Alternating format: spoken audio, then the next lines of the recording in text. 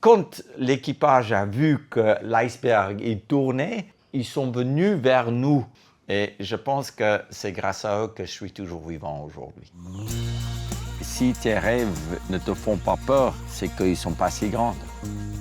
Si j'ai pas peur, si je suis pas mort de fatigue, j'ai gâché une journée.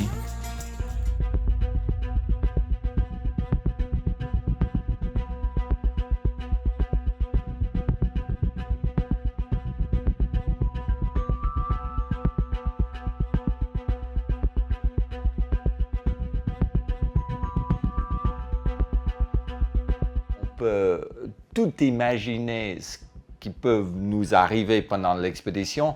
Il y a toujours quelque chose qui arrive qu'on n'a pas prévu ou même pas imaginé.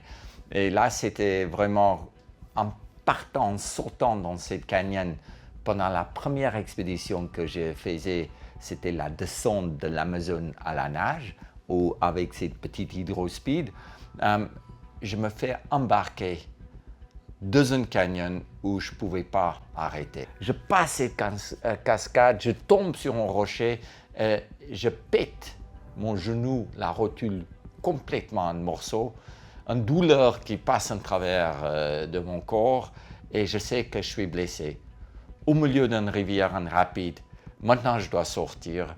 Et comment je vais faire pour retrouver la situation, la civilisation, et je ne peux même pas marcher. Et là, la première truc que je disais, mais d'abord, Mike, maintenant, tu ne peux plus avoir la même force en palmant avec les deux jambes.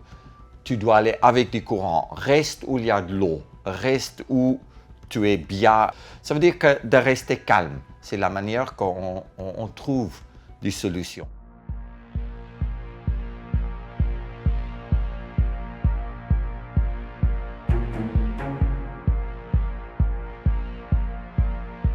Oui, quand tu vas essayer de traverser un lac qui fait 600 km de large avec un pirogue qui est utilisé pour pêcher le long de la côte, c'est sûr que dans les tempêtes sur le lac Victoria, qui est un lac énorme, il y a des vagues énormes qui se forment. Et quand j'ai vu qu'en fait maintenant des vents arrivent, des vagues se forment, j'ai commencé de me préparer pour essayer d'écoper du plus vite l'eau qui rentre dans le bateau. Il y a un moment que ça ne marche pas. Et quand tu te retrouves dans l'eau avec une pirogue complètement coulée, avec environ 200 à 300 km à nager, on sait bien qu'on ne peut pas arriver. Tu ne peux pas vider 400 litres comme ça. Et puis après 5 heures, je dis, mais je vais utiliser les vagues. Parce que si j'arrive de mettre les bateaux bien à travers, les vagues le soulèvent et ça vide un côté. Et puis après, si j'arrive bien de mettre des points, ça ne reprend pas de l'eau. Quand tu n'as pas d'option et tu dois trouver une solution, tu commences de réfléchir à l'histoire complète. Et à ce moment, quand tu as du temps, c'est là où tu peux trouver des solutions.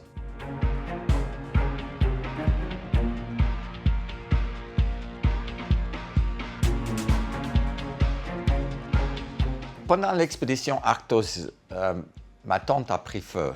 Et puis, il y avait une telle différence dans la température. Un jour, il faisait moins 50 pour une période très longue. Et tout d'un coup, la température a monté à moins 10. Entre moins 50 et moins 10, c'est une sacrée différence de température. Ça veut dire que des bouteilles de fuel qu'on prend avec nous, du fuel gonfle et rétrécit par la température. Quand je voulais changer l'essence qui était dans la brûleur, dans la réchauffe, j'ai ouvert le bouchon et en fait, c'est là où le gaz a échappé et ces gaz étaient allumés par la petite flamme qui était à l'intérieur de mon réchaud. La flamme a sauté sur moi. Et là, c'était fini. À l'intérieur de la tente, dans l'Arctique, à seulement moins 10, mais tu ne peux pas vivre sans la tente.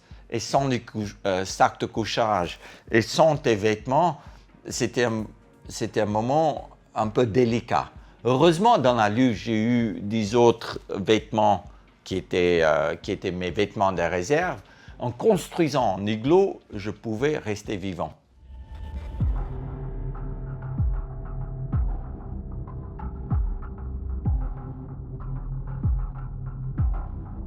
Je pense que quand tu es un aventurier, tu essaies toujours de faire des choses que tu n'as jamais fait par avant. Les icebergs, on a beaucoup grimpé, mais les icebergs qui flottent dans l'eau, on sait que ça peut tourner. Mais je ne pensais pas que cet iceberg il va tourner. Et puis c'est là où la nature décide pour toi ce qui va se passer. Et puis quand les bateaux ont reculé, les moteurs, quand ils mettaient les moteurs en arrière, ça créait un courant qui poussait au fond de l'iceberg. Et en fait, le haut de l'iceberg a commencé de basculer et les moteurs du bateau qui partaient en arrière a poussé la plus grande partie de l'iceberg qui est dans l'eau, dans l'autre sens. Et là, on se retrouvait dans l'eau à -2 degrés.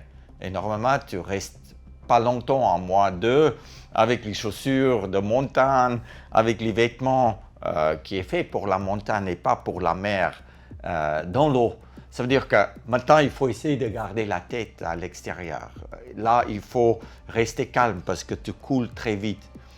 Quand l'équipage a vu que l'iceberg il tournait, c'est là où ils sont sautés dans notre petit Zodiac et ils sont venus vers nous pour nous sauver. Et je pense que c'est grâce à eux que je suis toujours vivant aujourd'hui.